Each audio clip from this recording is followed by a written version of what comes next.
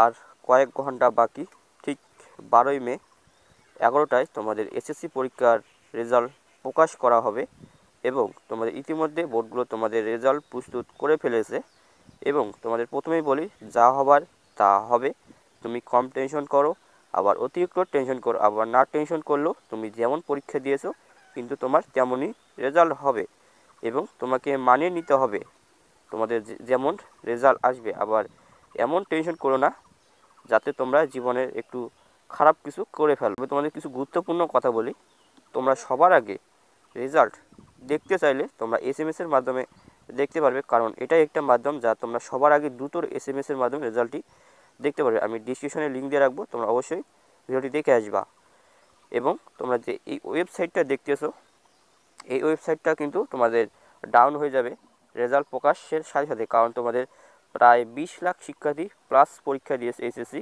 সেক্ষেত্রে তোমাদের কিন্তু সব পরীক্ষার্থী কিন্তু তোমাদের এখানে দেখবা যে কোটি প্লাস ভিজিটর হয়ে যাবে এই ওয়েবসাইটে। সেক্ষেত্রে তোমাদের এই ওয়েবসাইটে কিন্তু ডাউন হয়ে যাবে এবং তোমাদের এমন হয়ে যাবে যে তোমরা কী করবে, রোল নম্বর রেজিস্ট্রেশন নম্বর ঠিক দেওয়ার পরেও কিন্তু সেখানে ভুল দেখাবে এবং তোমরা তোমাদের একটা আবার এই রাগের মাথায় তোমরা আবার মোবাইল ভেঙে ফেলো না, কারণ এখানে তোমাদের মোবাইলের দোষ না, নেটওয়ার্কেরও দোষ না, ওয়াইফাইয়েরও দোষ না, এটা তোমাদের ওয়েবসাইটের দোষ। কারণ এই ওয়েবসাইটটা ডাউন হয়ে যাবে, কারণ এখানে তোমাদের প্রায় 20 লাখ শিক্ষার্থী যেহেতু পরীক্ষা দিয়েছে, তারা কিন্তু সবাই এই ওয়েবসাইটে এসেই কিন্তু তোমাদের রেজাল্টটি দেখবে এবং তাদের বাবা মা আত্মীয় স্বজন কিন্তু সবাই এসে এখানে দেখবে। প্রায় 1 কোটি ভিজিটর প্লাস হয়ে যাবে।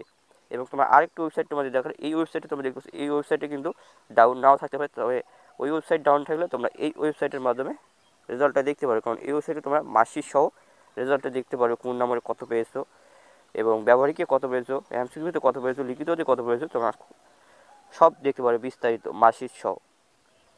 তবে এই ওয়েবসাইটটা ডাউন থাকতে পারে আবার নাও থাকতে পারে, তবে এই ওয়েবসাইটটা ডাউন থাকবে না, কারণ এটাতে ডাউন না থাকার সম্ভাবনা খুবই কম, খোলা থাকতে পারে এই ওয়েবসাইটটা। তো তোমাদের আমরা কিছু তথ্য দিয়েছি যে তোমাদের এবার পাশের হার কেমন হতে পারে।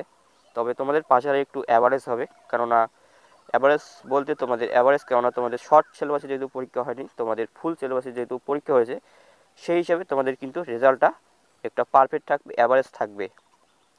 তবে হ্যাঁ, তোমাদের সেই হিসাবে পাশের হার কমলেও কিন্তু তোমাদের পাসটা কিন্তু ঠিকই থাকবে তোমাদের সেই এক অনুযায়ী, যেহেতু তোমাদের ফুল সিলেবাসে পরীক্ষা হয়, সেক্ষেত্রে তোমাদের পাশের হারটা কিন্তু অ্যাভারেজ এবং ঠিকঠাকই থাকবে, যেটা আমরা জানতে পেরেছি।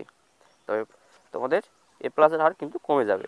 এবং তোমরা যারা রেজাল্টের টেনশন করেছো, আবার রেজাল্টের টেনশনের আশা এমন কিছু করে ফেলো না যাতে তোমরা একটি খারাপ কিছু করে ফেলো। সেক্ষেত্রে তোমরা নিজেরাও ঝুঁকির মুখে পড়বে এবং তোমাদের পরিবারকেও তোমরা ঝুঁকির মুখে একটা ফেলে দেবে।